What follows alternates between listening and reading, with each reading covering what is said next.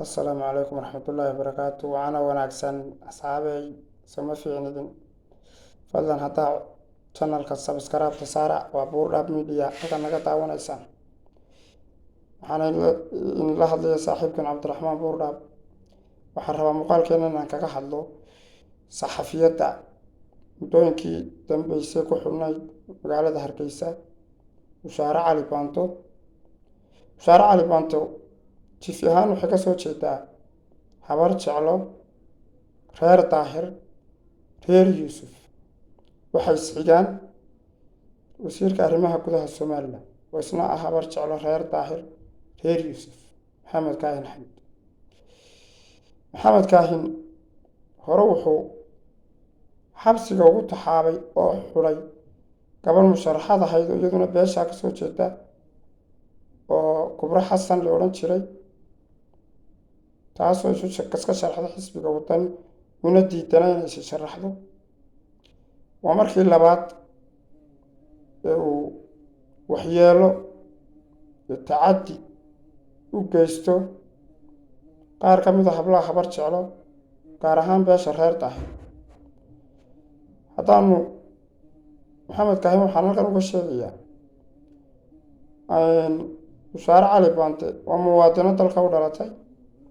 waa gabar saxafiyada xorriyaddooda dib ugu soo celi baan leeyahay haddaad dib ugu soo celin weydo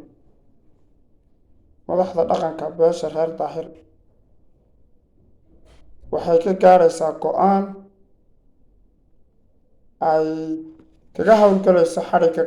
gabadhaasi waxay sheegto ma diidana somalilan qarnimada kama soo horjeedo yacni waxay dhaliishaa uun xukuumadda muusena waa runa way leedahay dhaliisha adiga arka dalkii dagaalada ka dhacay meel walba rasaas iyo dhiigu ka daadanayo burcu ka dhacaysaa laascaanad xaaladeeda way ognahay sidoo kale boorama weynagii ogeyn gaar adag ceelaf weyn weynagii ogeyn ee calanka buluugaa laga ruxayay meel maanta somalilan ogoli xataa hargeysaan laga ogolayn somalilanta maanta sababtoo ah sababta muuse dadka muuse nacsiiyey baabiiyey qaranka ma jirin garxajis israaci jiray ka hor muuse iyo inay kaahinta aan meesha iman siyaasad xumada maxamed kaahin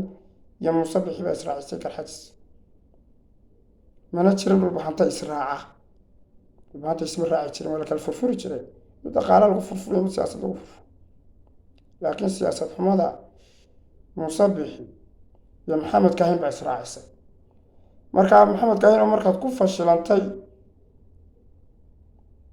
wasaaradda arrimaha gudaha inaad mar badana yar cid ku xigta aad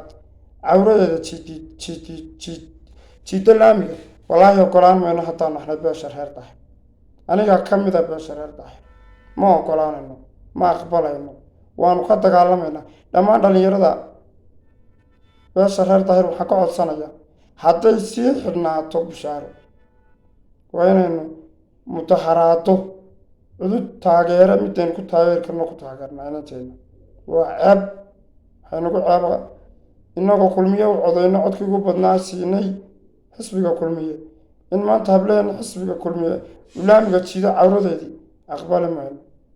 qoryaha inoo soo qaada reer daahir buu haystaa waynu dagaalamaynaa waynu difaacaynaa haddii maantadeena iyo dumarkeena inoo dhaafo oo waxaa walbahanta maanta ka dagaalamayo kale asalaamu calaykum waraxmatullahi wabarakaatu